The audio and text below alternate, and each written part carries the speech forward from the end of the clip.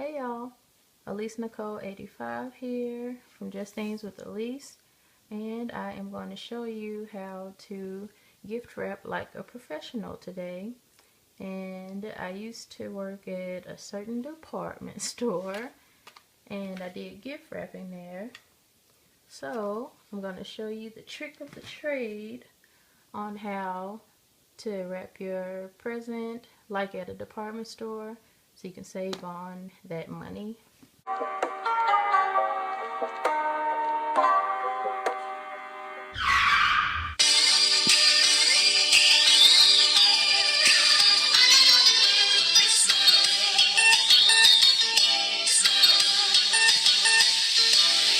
So we're going to pretend today that you're giving somebody the lovely Becoming book by Michelle Obama. And so what you would start out with is just a box. Find a box that fits your gift as close as possible. And this is just a box that I had already at home. It's a little bit longer than the book, but it'll still work out alright.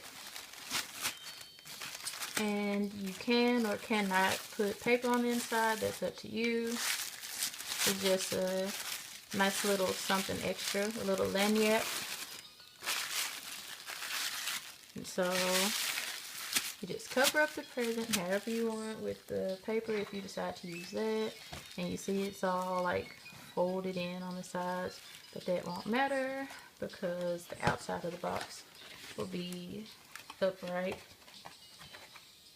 And so once we put the lid on and tape it down, we can start actually wrapping the gift.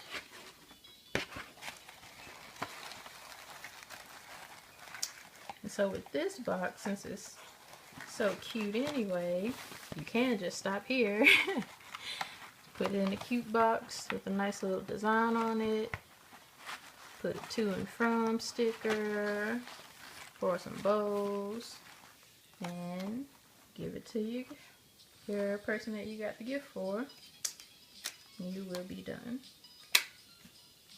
But if you want to go ahead and wrap it, maybe you used a recycled box or something like that,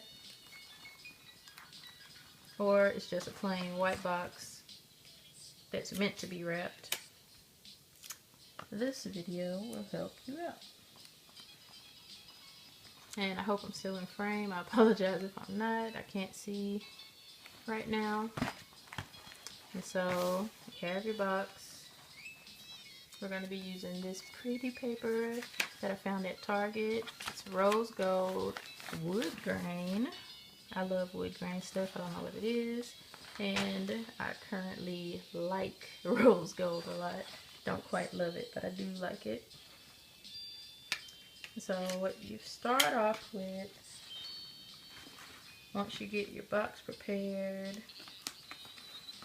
we're going to get the wrapping paper and unfold it just a little bit. You keep it on the roll the whole time for now. Once you've been doing it for a while, you can tell how much paper you'll need, and you can just cut it off already.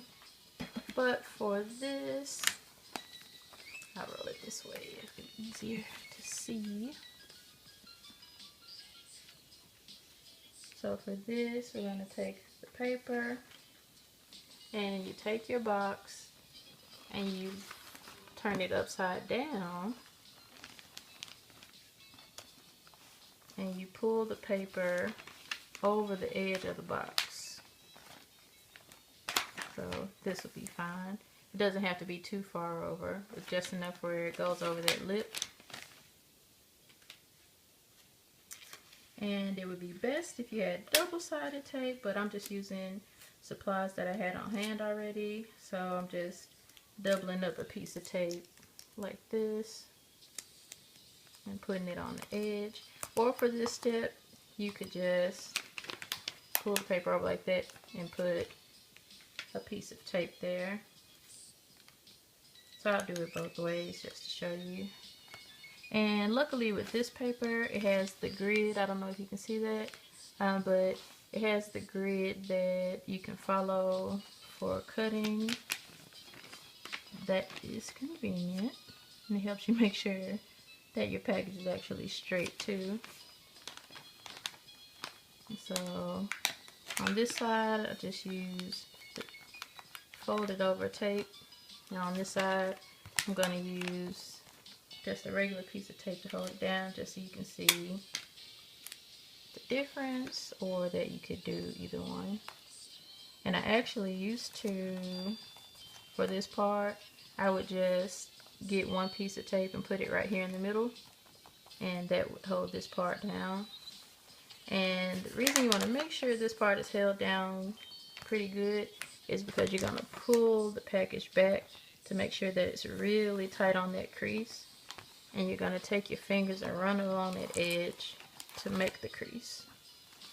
And once you do that, just fold the package over. You don't have to worry about any of this edge paper. It's all going to get cut off. Yes, seems wasteful, but you can still use that paper to wrap other things. Or you could try to push your package down to one edge so that it's more left on the other end, so that you could use it more easily to wrap something else. And so now that we're all the way back, this is the top of the box, and we have this little piece where we started at the bottom. I'm gonna cut right at this square here. If it was a little bit more space, I'd try that one, but I want to have a little more wiggle room, so I'll just cut at that square. And I just have some little rinky-dink safety scissors to cut with, because our actual scissors suck. And they probably wouldn't even be able to cut through this paper. And of course you can try to do the little slide the scissors along technique, but I feel like when I try to do that, I end up just ruining the paper sometimes. So I slide it and cut it. I use both methods.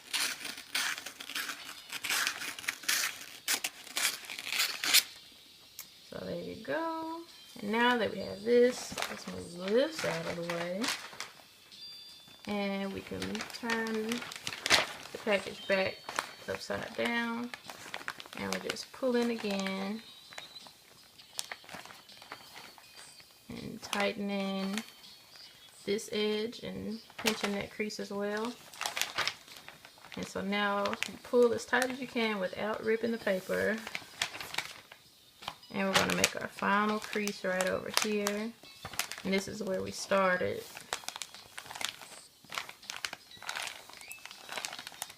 And we got this crease is the most important crease, because you're going to use it to fold your paper over. And now that crease should meet up right on the edge of the box. And if not, you can just recrease it, readjust the fold, anything like that. But this gives you a seamless packaging pretty much. They can't tell where it was taped together. And so for this one, I'm going to cheat. This is again where that double-sided tape, oh no, where the double-sided tape would come in handy. You would just put some here or on the actual box, and then just pull this and lay it down. But I'm just going to use the little invisible quote-unquote tape and tape it here on the edge.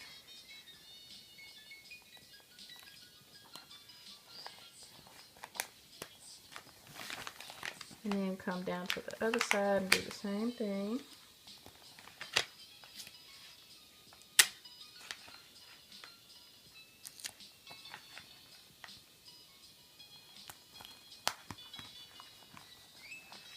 And if you want to make sure it's secure, you can go ahead and put one in the middle too, just to be on the safe side.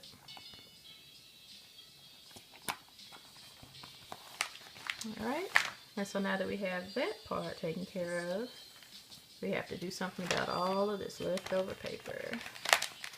So what you do, make sure you have enough to fold over the box. So you can do like this.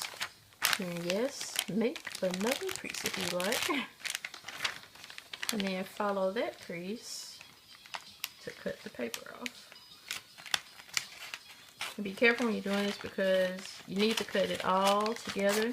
And sometimes the paper or the scissors will get stuck between and it won't cut both sides, or somehow the paper will get all crazy and it'll be shorter on one side than it is on the other. And so once you do that, then it's pretty much the basics of taking it, bringing it in. And we did have two ways that we would do it. So you could do just the old-fashioned like this. And then of course we would fold that under. Or you bring it in the sides first. And there's a lot of tape involved doing it this way. So you bring it in the sides like this. Then you fold that little extra piece of paper. And you do the same thing on the other side. Bring it in on the side. And so you would fold the bottom part first. And remember, we have it upside down, so this is the bottom part. And then you bring the top over, another crease, so that you know where to fold that over so that it meets right on the edge of the box again. And then you just tape that down and it has that cute little triangle there on the edge. So, just doing that now. Again, hopefully I'm still in frame.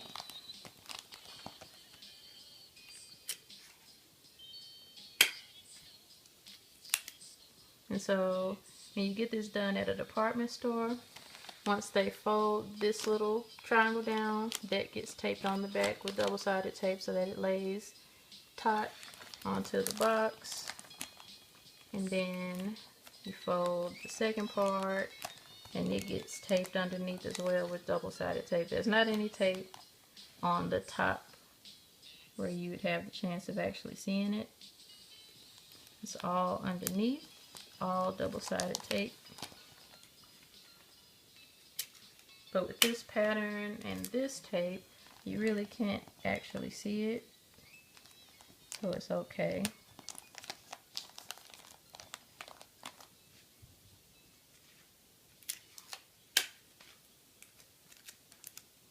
And so something like this, you see I have a few gaps.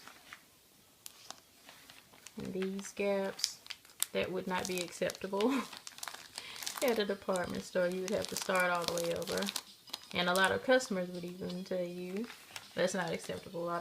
You didn't pack that properly or the way that I like it. I need you to wrap that over for me. And so you just have one more side. And you do the exact same thing over again. Wash, rinse, and repeat, as they like to say.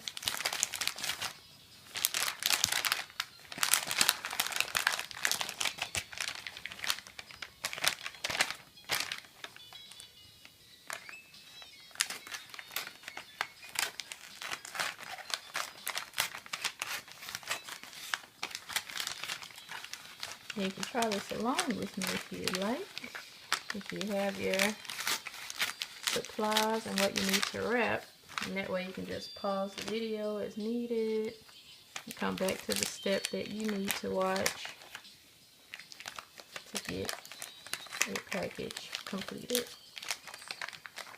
So now I'm just doing the envelope style again, like we did on the other side of the box. And so you just take the middle of each side, fold it in, and make a sort of triangular shape on the edge with the little pieces. You fold the bottom in first. Everything has to be crisp. You have to pull everything tight to make sure that they're all as sharp as possible on the edges, and you go along with your fingers and do that. And if you have a lot of paper left over on the edge, you can cut that too, just to make sure that it lays down a little bit better. But most of the time, it'll be alright. Just fold it underneath. Now, if it's longer than your top piece, then you have a problem. You definitely want to go ahead and cut that extra off. But for this, it should be okay. I'm just making sure this crease is good, that it matches up to the edge of the box like it's supposed to.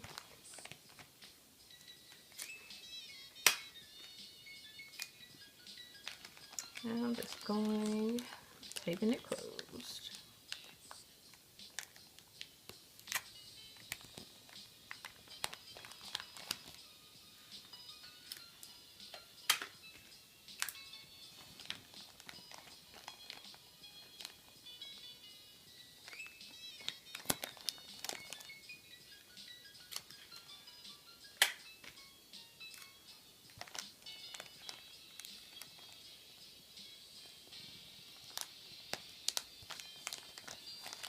And that's it. It's the finished product.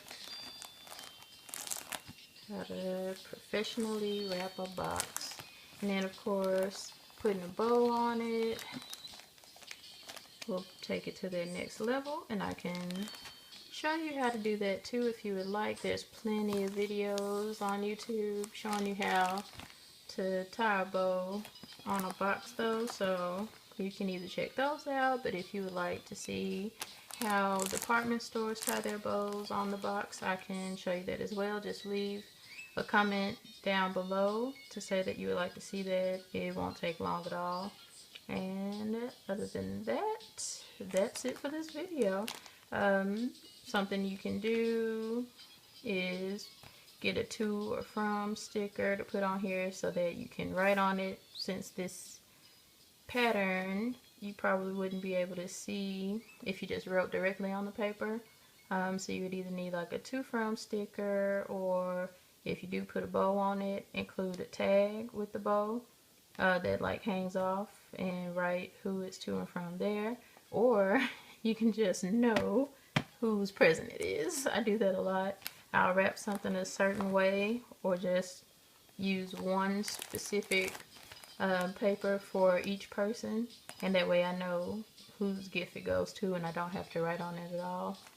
And of course I jazz it up using bows and that kind of stuff as well. But that is all for this video. Thank you for stopping by and checking this out. Again, I hope I'm still in frame right now. If you would like to see how to tie a bow from me, please just leave that comment below. And for the formalities, if this is your first time to my channel, please go ahead and hit that red subscribe button. I would love to have you over here. And comment below if you do subscribe so that I can give you a proper welcome as well. And if you like this video, go ahead and give it a big thumbs up. I would really appreciate it. It helps me out a lot. And hit that notification bell so that you are notified when I do post videos. This is part of the 12 Days of Christmas series for my channel. So there's going to be 12 videos in a row from the 14th all the way up to Christmas Day, the 25th. So you won't want to miss out on any of that. And thank you for stopping by. I really appreciate it. See you later. Bye, y'all. Since we've no place to go, let it snow, let it snow.